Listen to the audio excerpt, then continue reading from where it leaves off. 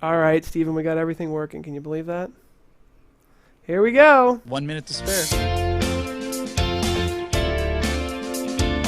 You're watching PTZOptics Live, a 1080p broadcast available exclusively on YouTube Live every Friday, streaming at 11 a.m. Pacific, 2 p.m. Eastern. Broadcast quality made affordable. Thank you for tuning in. Hello, everybody. Paul Richards here with PTZOptics, and I have with me the wizard of broadcast magic, Stephen Heywood. How you doing, Stephen? Hey, great to be here, Paul. Thanks for having me. My pleasure. And we have with us, as always, oh my goodness, that is the wrong button, Tess Protesto. How are you doing, Tess? I'm doing great, Paul. Excited for the show today. Tess is going to give us a little broadcast update after I stop screwing everything up here. There we go. So, as we start the show every week, I just wanted to mention that we live broadcast every Friday at 11 a.m. Pacific, 2 p.m. Eastern. If you hit that like button, you're helping us donate to charity. Our selected charity is the Susquehanna Valley CASA, actually kind of out where you live, Stephen. It's a court-appointed special advocacy program where they help children in need who are stuck in the court system. Wanted to mention the rest of this month. So the Tech Buzz is our first live show in March. There's 5 live shows this month. It's a special month. It's a long month. Next Friday, we're doing the USDA DLT grant, which is the Distance Learning and Telemedicine grant. The USDA has $17 million for technology projects for nonprofits, hospitals, and educational institutions to get the streaming software, the broadcasting software, the video conferencing products that they need to spread their great message. Our partner channel is going to have a new partner webinar in April where they're going to announce a few new product updates. I can't say what, but it's some cool new stuff coming right before NAB. We've got a new Facebook user group. Steven's a member there, and we talk about some cool stuff. Let me ask you, Steven, just to start this off, where are we in this crazy live streaming market? Are we in the early stages, or are we getting a little further along? I think we're kind of like halfway on the hump leading up the hill there. I can't really make out what it says on there, but I think we're picking up some momentum, and we're about getting ready to. We're probably in that halfway mark of that cusp leading up to the hill. I would agree with you there. I mean, I agree with everybody because it's hard to pinpoint exactly where we are. It's a strange place to be right now in this live streaming emerging market. I think that a lot of people now, because of cell phones being able to broadcast out to places like YouTube Live, Facebook Live, all these other platforms, what it's doing is it's really introducing everybody to the world of broadcasting. So the guys like us who have been pioneering and doing these types of broadcasts, I see Tom Sinclair in the chat room. We've been doing these types of shows for a while now. So, it's really opening the eyes of people doing cell phone broadcasting. Wow, this is something that's possible in the world of internet video. So that's kind of why I stay on that curve where we're not to the top, but we're not at the bottom. We've kind of gone through the growing pains a little bit. Well, I'm excited to dig into all of these topics and get a great studio tour from you in a little bit. Let's take Stephen into a lightning round and learn what this wizard has to get to know him a little better.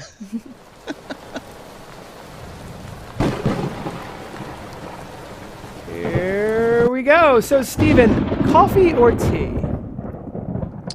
Coffee. Coffee. All right. Are you an iPhone or an Android guy? iPhone all the way. How about this, Mac or PC? Both. There you go. That's a good one. That's a good answer. I know Marty was definitely a big Mac guy. I'm more of a PC person myself, but this is about you. What's your favorite movie? My favorite movie has to be all-time Fast and the Furious. Fast Really? and Furious. That's a funny one. That's a big movie, like It worldwide. It's a lot of fans. That's why for they that. made so many of them. Yeah, the original one was all the right, best. last one here. If you could go back in history to watch 24 hours of history unfold, when and where would you go? I would go back to the Civil War period. I find that the most interesting, and I think it's also the most misunderstood amongst Americans.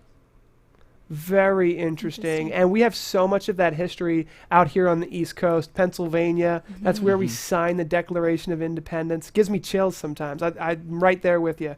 I mean, we're in the Brandywine. I mean, that's right where Washington, Valley Forge around here. It's incredible. But let's get into the show here. Give us an introduction to the Tech Buzz. I know you have a new show we're going to talk about soon, but tell us about the Tech Buzz. So the Tech Buzz, as Paul says, I've been doing this for almost 10 years, the Tech Buzz, and it's blossomed over the years from a live stream that was live-casted back on the days of Ustream and Justin.tv, and where it was just us sitting around talking to a chat room, hanging out on Skype, to an organized show, what it is today. And just over the last 10 years, it's just grown and grown, and new shows have been coming on and shows have gone. But it's really, it's been a audience-driven, I would say, network over the last 10 years. Yeah, and I've been a big fan. When you see what Steven does, then you start thinking about, what can I do? And I think you've been a huge inspiration for so many people before YouTube, before Facebook, before everyone started streaming. You've got years and years of content that you can go back to. Can you give us a quick studio tour? I can, actually. Thanks to the PTZOptics cameras that we have here in studio, which is the main cameras that we use. I can zoom back here. Let me set it to auto. So a lot of people think that I'm sitting behind a green screen, but as you can see, I'm not. I've got actual monitors here, and these two here are usually my Skype 3 and 4 boxes. So if I wanted to do a wide shot, I can have them in the frame with me. And then I've got these two TVs behind me, which were purposely purchased 2 different sizes so they would fit even across the top. I'm really weird like that.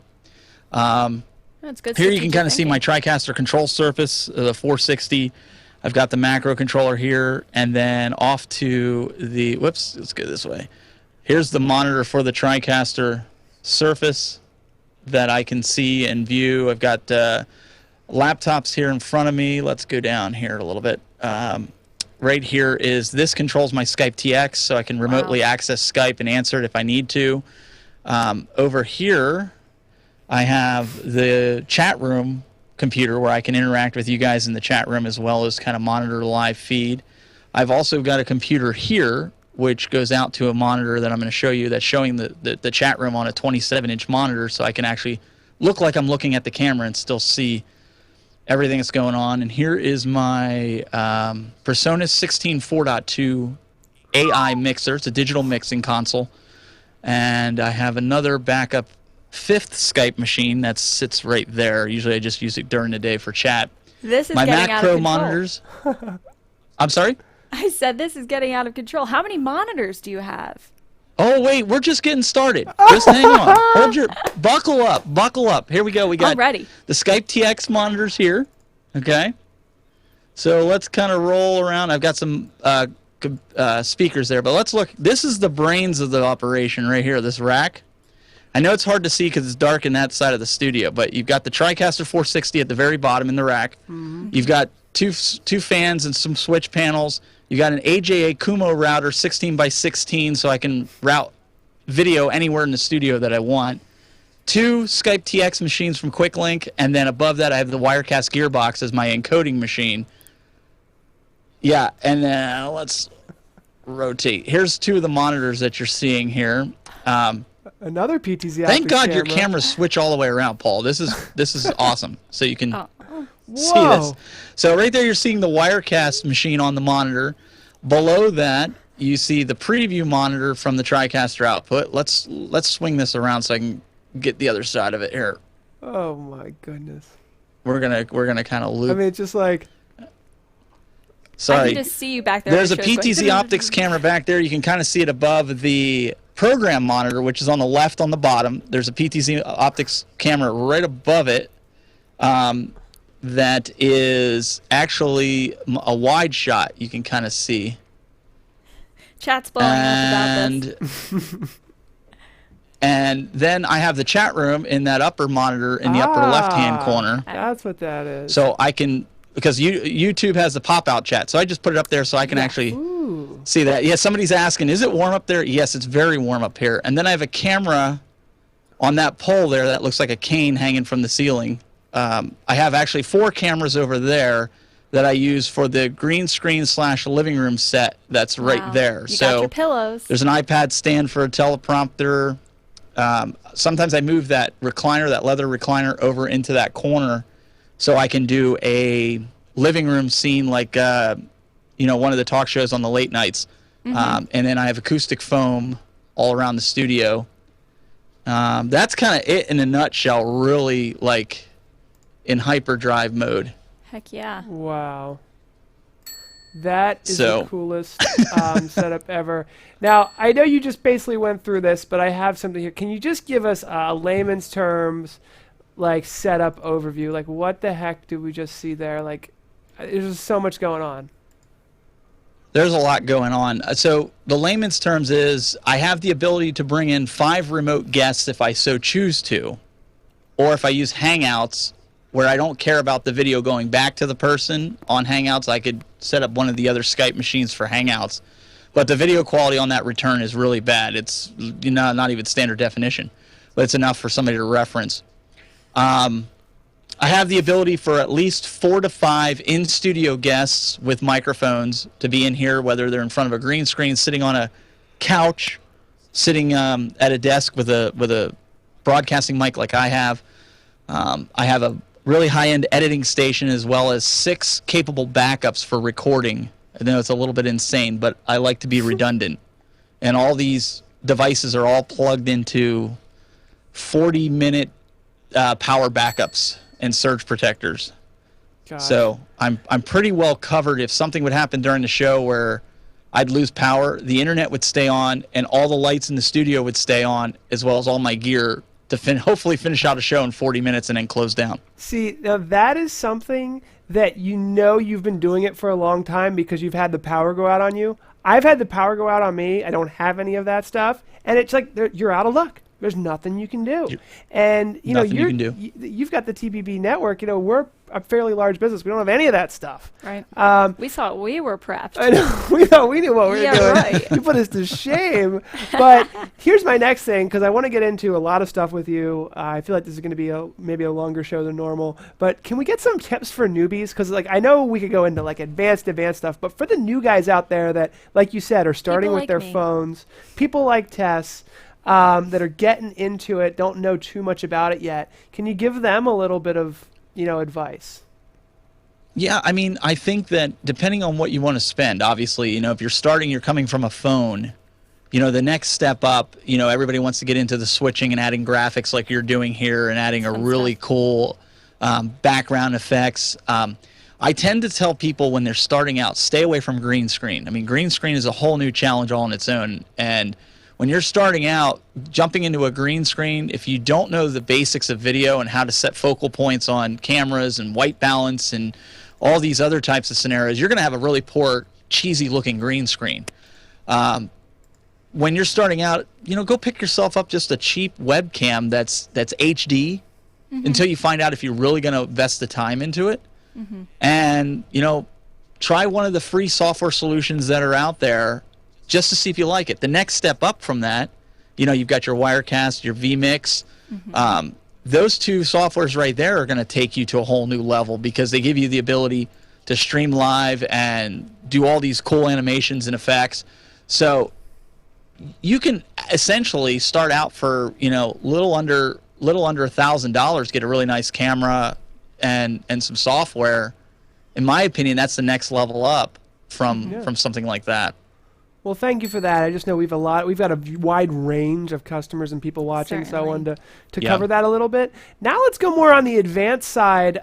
We actually interviewed Marty right after the Leipzig Germany Summit, but you played a crucial role in that, pulling off basically a remote broadcast that you controlled. It was in Germany, a whole bunch of stuff going on. I've got a video here. Can you kind of explain how you pulled this off? Because I know a lot of people want to do this.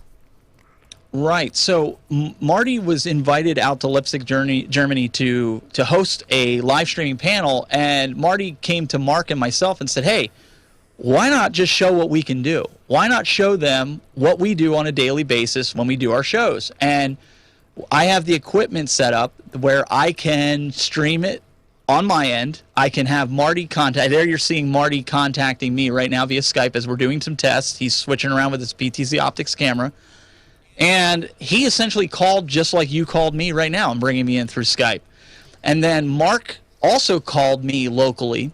And then I put everybody together in a box, as you're seeing there, and sent that feed out to Marty on his end, which his computer was hooked up to a screen inside of the convention center that you're seeing right there.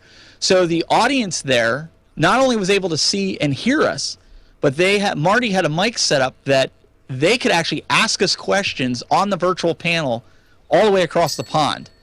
So it was really, really interesting, and we made it happen. Jeez. And that is just so incredible. Leading into my next question here, I feel like there's like a kind of been a divide between live streaming and broadcast. And you're like the epitome of this. What would you consider what you just did? Was that live streaming or was that like television broadcast? Because the lines are blurry for me here. Right. So this has been a long-going debate I think a lot of people have between live streaming and live broadcasting. I like to look at what you're doing, what I'm doing, guys like Marty, Tom Sinclair, and I don't know a lot of the people in here, so you might fall into that category. I look at what we're doing as a live broadcast. It's something that's organized, it's structured, and it has content to it. Live streaming to me is when you pick up your phone or you pick up your computer with a webcam and you go live from your studio and you're just like, hey guys, I'm just chilling in here, just having a good time, just going live. To me, that's live streaming. It's still engaging with your audience, but to me, a broadcast has substance. It's got some kind of backbone to it, where live streaming is just kind of guys just hanging out, like maybe on a Google Hangout or something. I guess that's my definition of it. Gotcha. No, that makes a lot of sense. And next question just coming along through. And Tess, we forgot to do your social media updates. We'll have to do that in the post show, I think. No worries. Tips for PTZOptics customers. You've got 2 PTZOptics cameras there. You gave me some tips. What do you got some tips for us on how to use these cameras effectively? Absolutely. One of the things that I really like about the PTZOptics camera, it's not just because I'm on his show right now, but honestly, I've never had a camera where I could set up presets with the remote here. And I don't know, Paul, if you can get a close-up of that or if you have a shot of that. But the remote looks just like a TV remote control. And basically, even during the show, I can adjust the focus of my camera. I'll blur it out so everybody can kind of see. I could just sit here and fuzz it out or make it in sync or make it clear. This is crucial because if I have different presets set up, I can just do this. I can do this, or I can do this and just come back to my preset and be right back to where I'm at. So a lot of times, just like what we did, Paul says, hey, show your studio. And I'm like, crap, I've got my camera set up. Oh, no. I've got one PTZOptics, so I can just select it, adjust it. I don't have to leave my seat.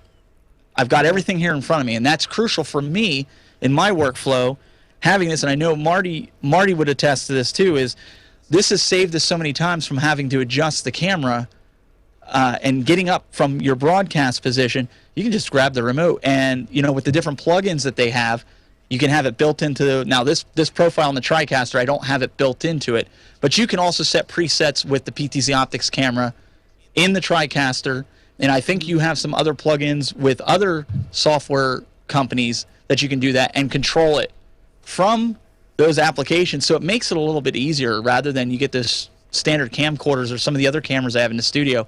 I physically got to get up, set the white balance by going and pressing a button on the back. If I set the white balance, I can go into the menu, hold a piece of paper up, and boom, I'm off and running.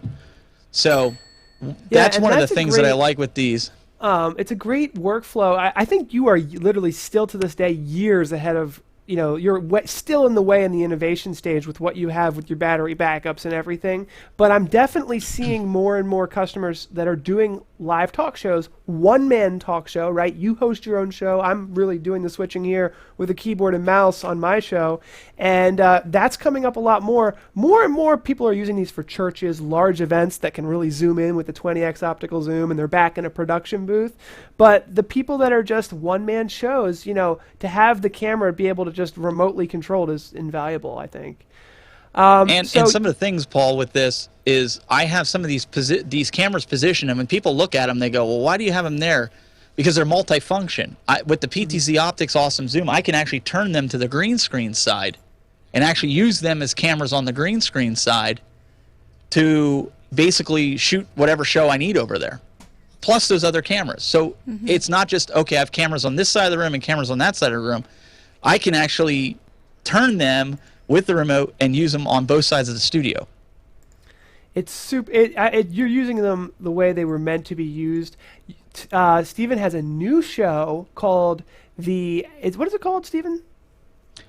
No Boundaries Outdoors. No Boundaries Outdoors. We're going to talk about that in the post show. Finding your niche, and basically, watching our show, watching your show, watching Tom's show, some of the shows out there, you learn a lot about the tech. But to see someone take the tech show, take the knowledge from the tech world, and then apply it to a completely new niche, I find extremely interesting. So we're going to talk about that in the post show. Tess has some social media updates, and then we have a live giveaway. So stick around, everybody. I'm going to roll the credits, and we'll go to the post show.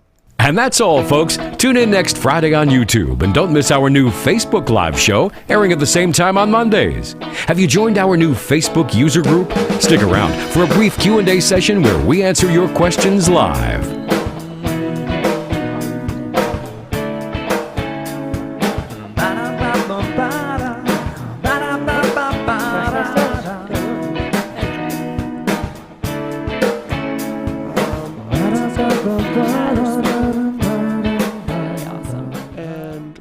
Here. Okay, so we are back, and I want to go full screen with Tess here. Tess has some social media updates. So Tess, first of all, we wanted to thank our YouTube subscribers. Yes.